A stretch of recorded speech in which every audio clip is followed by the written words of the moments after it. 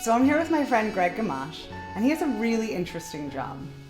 Greg, tell us about what you do. Well, for the last, I don't know, about 15 years, I've worked for I guess you'd say a clothing recycler. Cool. So think of like when you find a public donation bin just to get rid of, unused clothes, linen, stuff like that. Cool. So tell me about the volume that you guys get. Everybody donates to these things, so it's kind of popular all the time. I mean, popular is the word, but the volume is more than I expected before I worked there, for sure. Yeah. But I think we're top to bottom less than 10 people with like 6 trucks, and I do at a maximum like 12,000 pounds a day. 12,000 pounds. Yeah, which is a lot. Of fabric alone? Just like clothing, shoes, blankets, just whatever. Basically, just keeping a bunch of clothes out of the landfill. Yeah, that's basically the business. We kind of sell them in bulk, and that's I think what most people do. But we're probably selling them to people who sort of sort them into useful piles and stuff like that. And they'll do, I've been in those factories and stuff. And we actually used to package it too, but now we just sort of gather and ship used clothing for bulk rates.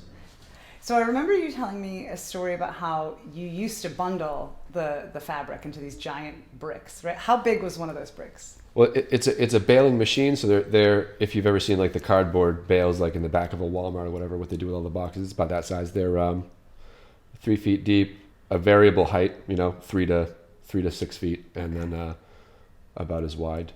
And how many of those bales would you make in like a week?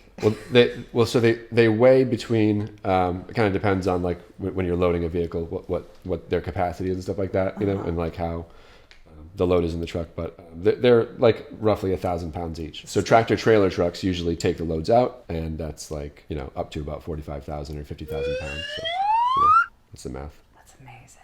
Yeah. So then during COVID, people stopped buying these bundles. Yeah, right. So they were like backing up in warehouses all over the country. I think the supply chain, at the end of some of these chains are international buyers. Ships were kind of like not really allowed to come into port for a little while there. Yeah. So these warehouses, when COVID hit, basically stopped taking things out of the building. And so, on a long enough timeline, if you keep putting things in someplace and you don't take any out, they fill up. And with that kind of volume, it's going to fill up pretty quick. Right. Yeah. It took a couple months because the warehouses are, they're large. It's an industrial space. You're backing up multiple trucks to this. So there's garage doors that are, 15 feet tall and stuff like that you're backing up to one after the other next to each other. And very very high ceilings and stuff like that. But they stack about I think like 6 or so high. And it wasn't my warehouse, so if it's less than that, hopefully OSHA won't mind. I'll never tell who. But I was seeing like 6 and 7, and like you could tell that they were finding creative ways to do things when they were storing. They had never stored that much. Usually it comes in, it goes out. Yeah. There's going to be some surplus based on like what day of the week it is, but it was never like these towers of of clothes. And this was like a very large warehouse. It might have been like 500 by 500 or something like that with, I don't know, 60, 80 foot ceilings. Very big building. And it was essentially full. Like there was room to work and unload vehicles, sort of. And then there was like room to drive forklifts around.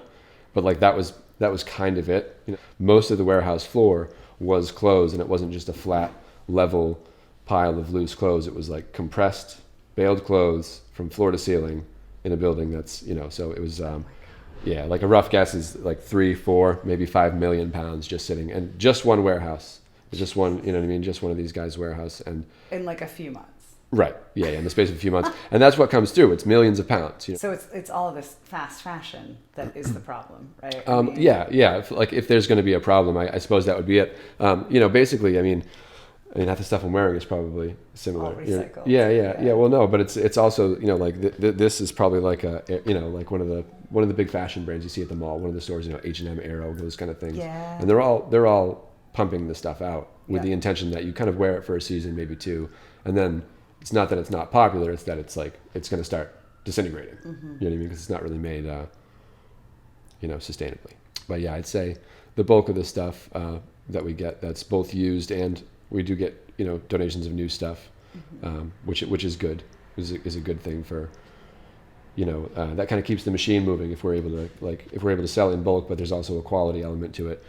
It makes it so that we can keep the rest of the stuff out of the landfill because we can sell it for a profit. You know what I mean? No, it's just constantly busy all the time. Just because steady. It's like, it's obviously recession proof. So we're basically taking waste and turning it into jobs, or